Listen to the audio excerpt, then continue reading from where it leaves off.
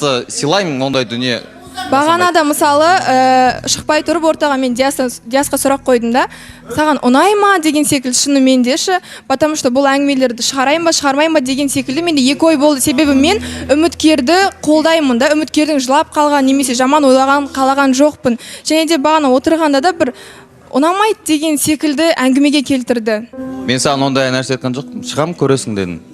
Бағана Жанболат та айтып отырды. Ұнамайды деген секілді, солай сыртта әңгіме айтып қалды. Жоқ, Ернар. Бауыржан мынандай нәрсе ғой енді. Кейбір жігіттер түсінбей қалып меніңше, Шерханнан ілім алып жүрсіңдер ма, Шерханның жолымен жүрсіңдер ма, көңілім бар, ұнамайды, бірақ талғамдасың, ұнамайсың. Айтылды ма? Болды, айтасың, айттым. Шәкең өзім ғой, өзім деп қояды. Оң жақ бетінде отыр, бардовый болып киініп алған өзі, аккуратно. Жоқ, енді мынандай нәрсе, Ернар, сен түсінбейтін шығарсың да оны, мүмкін. Сен сол 18 жасар қыздарды алдап жүре берсейші, не қыласың?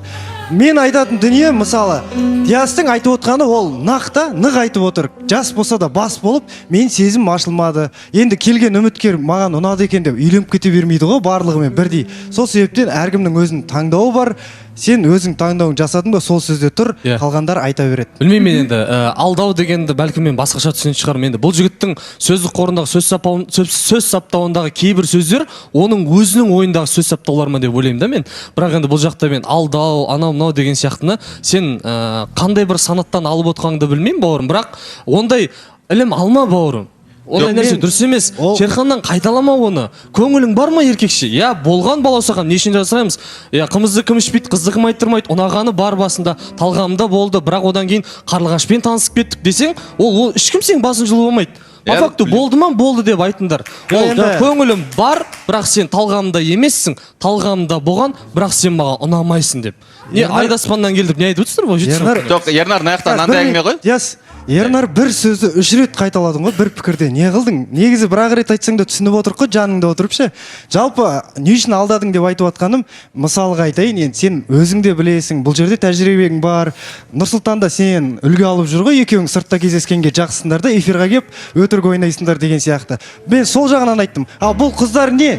Бұлар енді келіп отыр. Сендер онымен сөзбен арбайсыңдар, сыртта барлығын күштілеп әкелесіңдер да, эфирда бұл қыздар жылатасыңдар да, өздерің бастарыңды алаға ашып жүгіресіңдер. Балазаған, мына жерде Шерханнан ілім ама деп жатыр ғой. Диас Ернардан ілімді. Торт жеп, зор болып жүресіңіз.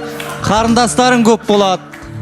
Аделияға айтқым келеді, сен үміткерді жындығы болып отырсың деп. Екеуің баласаған дұрыс айттыңыз, екеуі жындығы болып отыр. Таныстығың тоқтаған Диас емес, Аделия қатты күтіп отқан сияқты. Аделия мамасы да бар. Үйіндегілермен күтіп отқан сияқты, негізше. Бізде енді бұл қаншалықты рас деп ойлап тұрмын. Бізде дәл